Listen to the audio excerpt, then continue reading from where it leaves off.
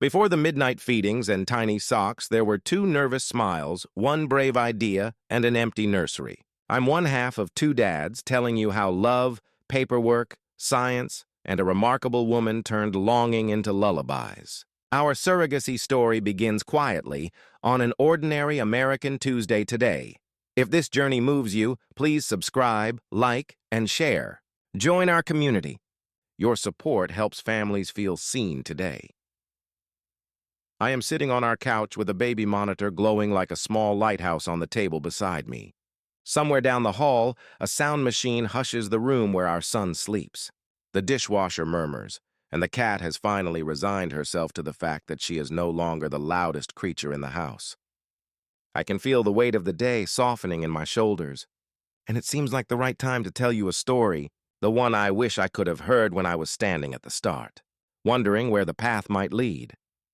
I fell in love on a rainy Saturday at a community center rummage sale, the kind where the coffee is strong, the vinyl records lean a little, and everyone is selling their old frames as if there's a new way to hold memories we haven't learned yet. I reached for a wooden frame at the same moment someone else did, and our hands brushed. He apologized, and I apologized, and we both laughed the same kind of nervous laugh.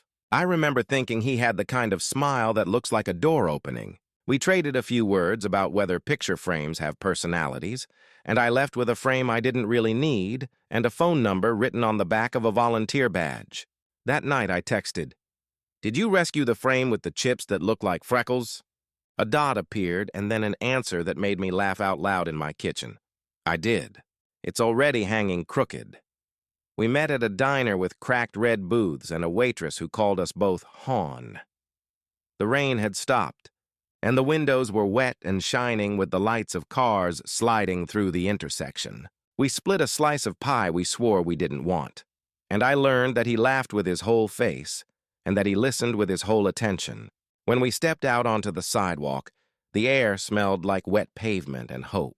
I am not a person prone to grand declarations, but I knew even then that something careful and sturdy was beginning, something that would make room for both of us to be ourselves. Our life together took root the way good things often do, in the ordinary. Sunday mornings with sunlight finding the one spot on the floor where even dust looks like art. Grocery aisles where we debated the merits of penny versus rotini as though we were in Congress. Evenings when we argued, with the remote control, and finally agreed that maybe the universe was telling us to pick up a book. He made chili that tasted like October, and I learned that I could fix a leaky faucet if someone believed I could. His mother cried when she hugged me, and my dad showed him how to line up a drill bit, as if blessing a new chapter with sawdust and patience. I carried, deep down in my ribcage, a quiet dream that had lived there for as long as I could remember. I wanted to be a dad. The kind of dad who knows how to fix a wobbly table and also how to sit and listen to a story that takes a long time to tell. I said it out loud one evening as we walked home with takeout, the kind of admission that feels like you are setting a bird free. He didn't flinch. He didn't stall. He squeezed my hand and said he wanted that too. The sidewalk beneath my feet felt steadier with that single sentence. Years have a way of gathering like buttons in a coffee can. We worked, we saved, we bought a house with a backyard barely big enough for 2 folding chairs and a hope. We painted the kitchen a color called morning walk, which is another way of saying pale blue. And I know that for certain because we left the paint chip taped to the inside of the pantry like a tiny certificate of who we were that summer. Our neighbors were the sort of people who bring over a bundt cake and then apologize for not knowing whether you like lemon. We liked lemon. We liked them too. One morning, while we ate cereal at the table with the yellow curtains we'd found on clearance, we wrote 3 words on a pad of paper: adoption, foster, surrogacy. We understood that there are many beautiful paths to family. We started with curiosity and respect. We met with caseworkers who talked about the way love shows up in foster care, steady and brave. We drank coffee with parents who adopted and heard about courthouse days that felt like weddings. We read and listened and left space for our own hearts to be changed. We knew it wasn't about ease. It was about alignment, about finding the path that matched what we could give and what would be best for a future child. Surrogacy drew us in for reasons that surprised even us. It wasn't about control or choosing a smile. It was about collaboration, about building something with someone not as a transaction, but as a partnership in which everyone's dignity mattered. The possibility of maintaining a relationship over time, of telling our future child a story that held multiple names, spoken with gratitude, felt right. We decided to step forward, one clear conversation at a time. We found an agency that felt human. No glossy brochures promising miracles, just a waiting room with comfortable chairs, a shelf of children's books, and staff who looked you in the eye. A framed quote on the wall read, "Love is a verb and a village." We filled out forms that asked us to write our lives down in a way we never had before. We handed over our fingerprints, our medical histories, our budgets. Vulnerability has a paper trail, it turns out. It also has hand sanitizer and a bowl of mints on the reception desk. The process was thorough and sobering, and I was grateful for that. Some things deserve to be taken seriously. Choosing an egg donor felt oddly like reading letters from pen pals. There were profiles with childhood photos and essays about favorite teachers and dreams from when they were 8. We did not care about perfect test scores. We cared about kindness. We cared about someone who felt like a person we could thank for the rest of our lives without the thank you sounding like a script. We read an essay by a woman who wrote about growing up in a family that always had room for one more at the table, about a grandmother who believed laughter could heal small hurts. She wrote with warmth and a respect for her own story. Her name was Aria. I remember sitting in the car after we read her profile and feeling something loosen in my chest. The way it does when you've been holding your breath for too long. Meeting the woman who would carry our child was the kind of day you mark in your memory with a bookmark you never take out. Her name was Grace. She opened the door in a sweatshirt with her kid's school logo and a smile that reached the corners of her eyes. Her home smelled like coffee and cinnamon. There were crayons in a jar on the kitchen table and a tiny dent on the corner of the fridge where someone had clearly attempted a home science experiment. She poured coffee too strong on the first try, and we laughed while she brewed a second pot and called it the one for people who want to keep their eyebrows. We talked for hours. We talked about why she wanted to be a surrogate, because she loved being pregnant and wanted to help someone else feel what she had felt, because her own pregnancies had been joyful and well-supported. We talked about our hopes for communication, about the way we wanted to navigate appointments and boundaries. We met her partner, Tom, who shook our hands and then, after a beat, hugged us as if to say he understood that a handshake was too small a thing for the size of what we were trying to do together. Money is part of the conversation, and it is not unkind to say so out loud. We discussed it with respect. We hired lawyers with patient voices who told us which signatures went where and what each notarized page meant. We signed our names on forms that would travel through hallways we would never see. It might sound clinical from the outside, but for us, clarity was its own type of grace. It kept everyone safe. It made room for trust. The medical process introduced us to a new vocabulary. I learned that hope can be measured in beta numbers and that compassion can be found in the hands of nurses who know when to offer a warm blanket and when to give you a moment with your thoughts. Aria went through the egg retrieval and we sent her messages that felt both too small and exactly right. Thank you. We're thinking of you. We hope you're resting. In the lab, embryos were created and cared for in a way that always felt to me like science and reverence holding hands. We put one in a tiny space that became a larger space, that became a world.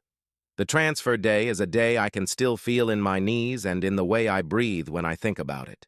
The clinic was full of ordinary kindnesses, scrubs, soft voices, screens glowing with tiny galaxies. Grace squeezed my hand, and I told her that I had brought snacks that promised virtues they could not possibly deliver.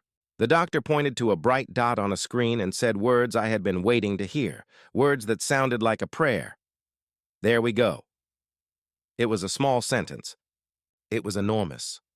We waited, which is to say we lived small days with a large hope inside them. Grace sent us little updates.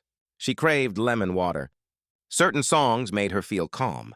She fell asleep on the couch one afternoon with a book open on her chest and woke up knowing that she had dreamed of a train that all of us boarded together. I tried not to read too much into anything and failed predictably. Then came the first blood draw. The numbers were not where we hoped they would be. The nurse was kind. I thanked her for telling us the truth. My husband and I sat by the river in our car and watched the water move because we needed to look at something that kept going.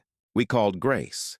She apologized to us, and we apologized to her, and eventually we all agreed to stop apologizing for something none of us could control. We made soup that night.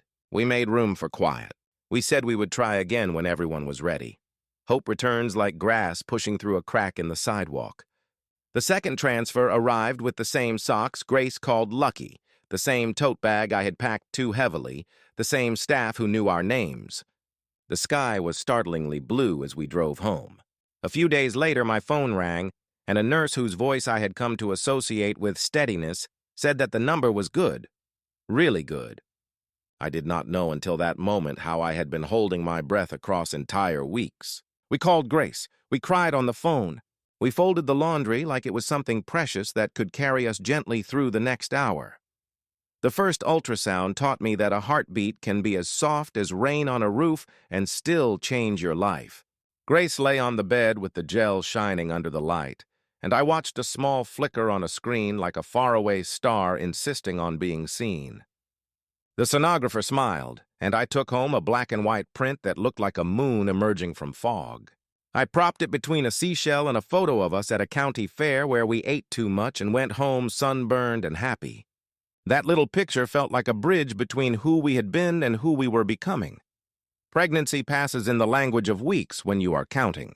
7 weeks, 12, 18. I learned what foods suddenly made Grace say, absolutely not. I learned that she felt calmer with Motown playing, and I started to hum those songs absent-mindedly while I folded onesies that seemed too small to be real. We assembled care packages for her, belly butter, the softest socks I could find, a weighted eye mask that the internet swore would change lives. She sent pictures of her feet on the coffee table and the caption, "Working on my elevation skills." I smiled every time my phone buzzed with an update, and I sent back a thank you as if gratitude could be a thread that stitched us all together. People asked if we wanted to know the sex of the baby. We decided to let the surprise arrive on the day it wanted to arrive. It felt like a gift we could give ourselves in a process that required so much planning. We picked a few names and practiced saying them out loud when we were alone, like trying on hats in a mirror. We painted the nursery a soft yellow because it looked like sunlight and hung prints of animals that seemed to be whispering secrets to each other. My dad built a cradle in his garage, the kind of project that gave him a reason to stand quietly and think, measure twice, cut once, and then cut one more time, just to be sure. He carved a tiny heart on the underside, where only someone changing a sheet would ever see it. We shared our progress with our families slowly, careful not to rush the tenderness of people who knew that hopes sometimes need to be handled like heirlooms. My mother knitted a blanket in a deep green she called evergreen, as if faith could be something you could tuck around a child in the early hours of the morning. Our neighbors asked if we preferred noisy football Sundays at their house and board game nights at ours, and we said yes to both because the two truths could live together. We were preparing, and we were still ourselves. There was a day that frightened us. I tell you this not to add drama, but because honesty is part of keeping trust. In the late second trimester, Grace felt a tightness that did not feel like the usual concert of muscles practicing for later. She texted her doctor and received a gentle but immediate, "Come in." I met her at the hospital with my heart doing its own odd tempo. Monitors beeped with soft insistence. Professionals moved with the sure steps of people who have learned how to be both calm and quick. Hours passed in the slow syrup way minutes can on days like that. Eventually, a doctor came in with a smile that loosened shoulders all around the room and said, "All is well, and we will keep a close eye." Relief came on like a summer storm ending. The light changed. The air felt different, and suddenly there was space to breathe again. We brought dinner to Grace and sat on the tailgate of Tom's truck watching the sky turn pink at the edges. We shared pasta from a takeout container and talked about anything except fear. The third trimester is its own town. Time stretches and folds. We packed a hospital bag, unpacked it to add breath mints because a nurse online said we would be grateful for them, and then packed it again. We practiced buckling the car seat in a parking lot while other people gave us gentle looks that said, "We remember our first time, too." I taped a list to the fridge that said, chargers, copies of documents, baby hats, snacks, and looked at it every day as if repetition could keep us from forgetting. We wrote a note for our friend Sarah, who would be taking care of the cat. Mabel is small but opinionated, likes her water bowl filled to the top, and will act like you are late even if you are early. The day came the way big days often do, beginning in the most ordinary way. The message from Grace was simple. "I think it's time. No rush, but let's meet." We drove a route we had practiced. The streetlights were still on, and the hospital looked like it always had. Bright windows, people moving with purpose, a front desk where a nurse welcomed us by name because others had taken the time to make sure our family would be recognized. A small thing, and it felt like a bridge across a chasm. "You must be the dads," she said, and I had to swallow around a lump in my throat that appeared out of nowhere. Labor is an experience I will always speak about with respect and with the understanding that it is not my story to narrate in detail. That belongs to Grace. What is mine to tell is this: I tried to be useful. Sometimes useful meant holding her hand. Sometimes it meant sitting quietly and watching the monitor with her so she felt less alone. Sometimes it meant stepping out to give her and Tom a private moment. I told a terrible joke about my 7th grade haircut when the room needed a short burst of silly, and I rubbed circles on her hand because I had learned when I am anxious, small circles help. Hours found their way around the clock. The word soon, used by a doctor with both compassion and confidence, became a shelter we stood under together. When our child's first cry came, it split the air like a bell. The room became a place where time and timekeeping disagreed, and the most important thing was the little person who had just been introduced to the world. A nurse placed the baby on Grace's chest for a brief, precious moment. She said hello. She looked at me, and in that look was the entirety of months spent growing a bridge and then walking across it. Then the nurse placed our baby on my chest, skin to skin, small and warm, a weight that recalibrated everything I thought I knew about what it means to be alive. My husband stood beside me with his hand on our child's back and his other hand on my shoulder. I heard someone say, "Congratulations, daddies," and it felt like a benediction. We named him Theodore James, after men in our families who knew how to make a child feel safe by simply being in the room. Theo when he is busy. Theodore when he is being introduced to the world with formality. We counted fingers and toes because it is a thing people do and because it satisfied something practical in us at a moment when the heart has so many jobs. The nurses were patient teachers. They showed us how to swaddle, even though it turned out he would prefer the freedom of his arms like a conductor. The hospital had found a kind way to balance roles. There was a quiet hour where it felt like the air itself said, "Rest." The overhead light dimmed, and the lamp in the corner took over. Someone somewhere had turned on a radio, and an old song my mother used to hum floated into the room. Grace rested. Tom sat with his elbow on his knee and his chin in his hand, an expression of contentment that had no need of words. I said thank you to everyone in the room often enough that I worried about wearing the words out. Then I said them again, because there are moments when it is good to use up every gratitude you have on hand. Home looked both exactly the same and entirely rearranged. The cradle my father built sat under the window like it had been waiting its whole life to be needed.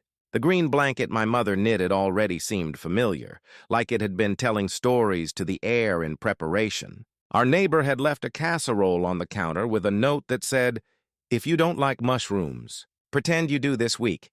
We loved mushrooms with reckless enthusiasm. The first night, Theo slept like he had been practicing somewhere we could not see.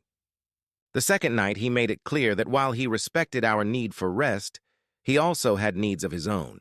We learned the choreography of middle-of-the-night bottles under the soft light of the stove hood. We learned the way a baby's hand curls around your shirt and holds on to more than fabric. We learned that a burp cloth has 27 uses and that the washing machine could be a lullaby. At 3 a.m., my husband and I would trade glances that said, "We can do this," and then we would do it, one small task at a time. Romance changed shape in those weeks, and I mean that in the most tender way. It became a glass of water placed in my hand before I knew I was thirsty. It became a note left on the coffee maker that read, "It's already set. Just press start." It became the way we took turns so the other could sleep and the way we forgave small things because the larger thing we were doing was so worthy. I would look over in the quiet of the morning and see my husband making a fish face at Theo, and I would think, this is love in its most recognizable form, kind and a little silly. Our parents visited with the awe of people entering a small cathedral. My father took off his hat at the door. My mother spoke softly in a tone she had used on me long ago, the one that could still a room. They asked before they reached for him because they knew we were learning, and that small respect felt like a blanket over our shoulders. We sent photos to Aria with notes that said less than our hearts contained, and yet everything important. He is here. He is well. Thank you will never feel like enough.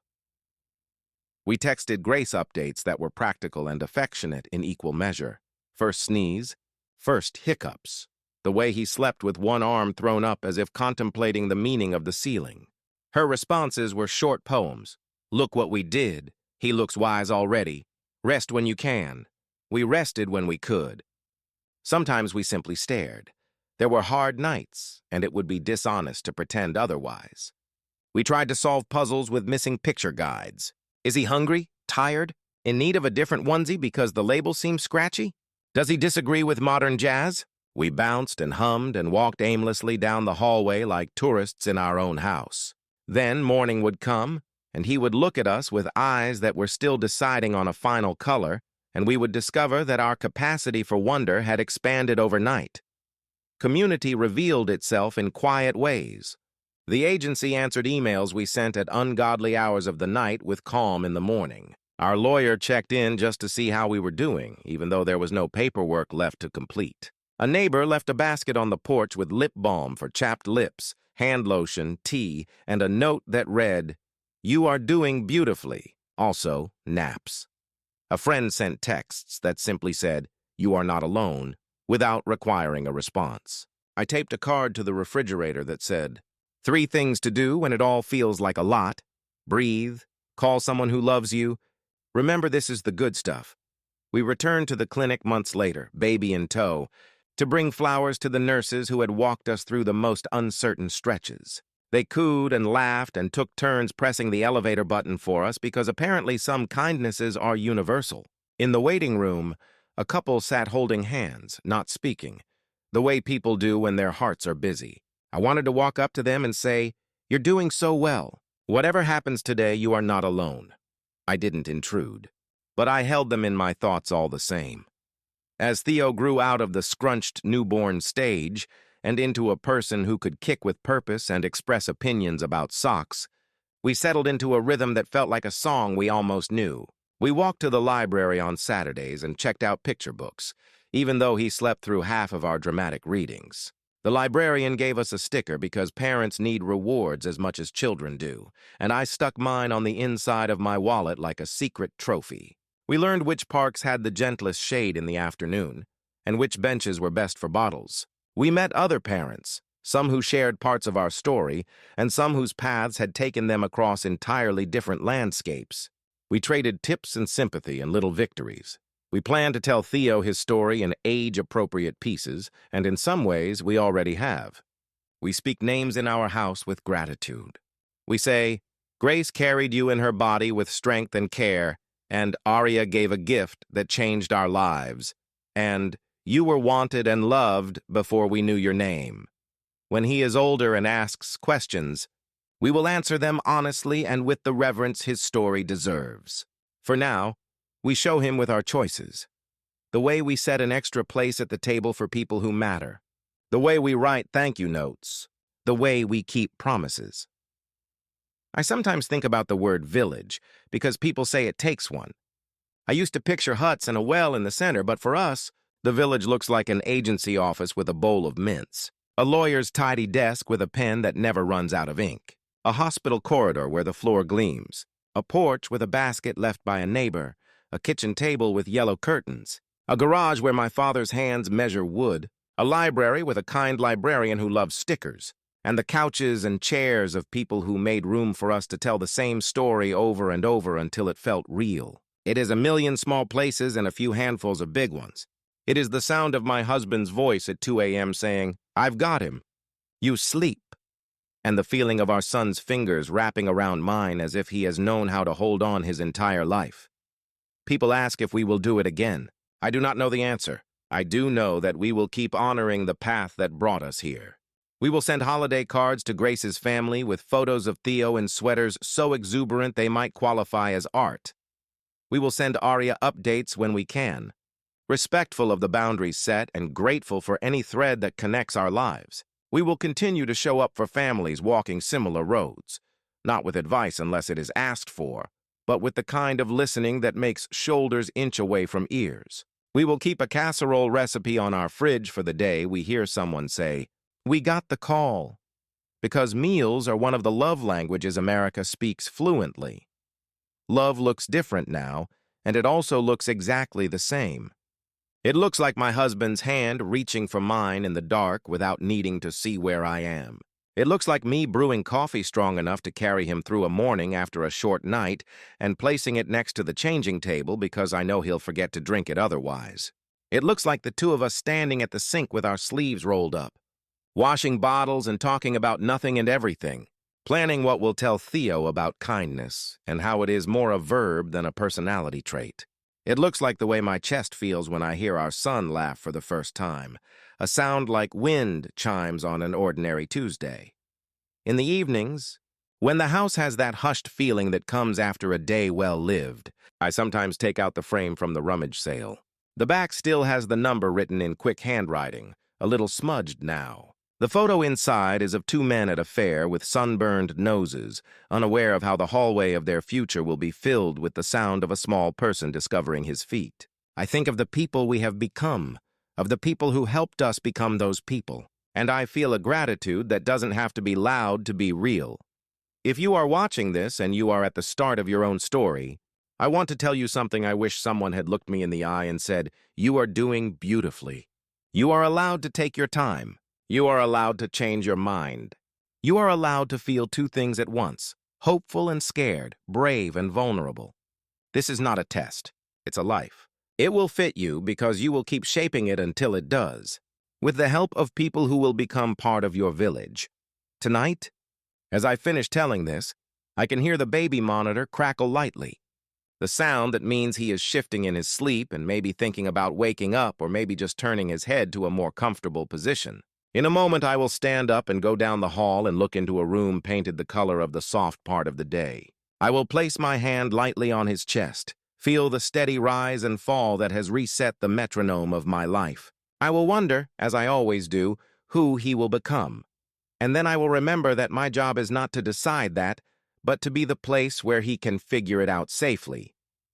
Our story is a love story. It is a love story between two men who met by accident and decided to keep choosing each other every day. It is a love story that includes a woman named Grace, who turned her strength into an open door, and a woman named Aria, whose generosity will echo in our family forever. It is a love story that includes parents and neighbors and professionals who treated us with dignity. It is a love story that looks like casseroles and legal pads and hospital bracelets and tiny socks that go missing in the dryer, like they are going on adventures of their own. When Theo is older, I will tell him the whole thing: yard sales and strong coffee and lucky socks, the first call that did not go our way, and the second that did, the way we stood at a window in a hospital room and watched the sky change color while his first outfit waited on a chair. I will tell him that on the night he was born, there was a moment when the overhead light dimmed and the lamp took over, and a song from a long time ago filled the room, and I felt a feeling I will always think of as the quiet American sacred, the kind that lives in kitchens and hospital rooms and on front porches, the kind built by ordinary people deciding to be kind to one another. If you're out there wondering if it is possible to turn longing into lullabies, I offer you this small scene from our house, a cat finally accepting her demotion to second loudest, a baby whose hand opens and closes like the first chapter of a book, a father folding laundry as though he is tucking hope into drawers, Another father setting the coffee for morning because kindness is a habit. And the two of us looking at each other over the head of a child and thinking, in the same heartbeat, we are finally here. That's our story. The monitor has gone quiet again. The dishwasher has shifted to its last cycle. The lamp in the corner makes the room feel softer than it would otherwise be. In a minute, I will put this frame back on the shelf, right next to the seashell and the fair photo, and I will go down the hall to stand still and listen to the small sounds of someone new to the world. And I will whisper the words we say every night, the words that still feel like a miracle in my mouth. We love you. We love you. We love you.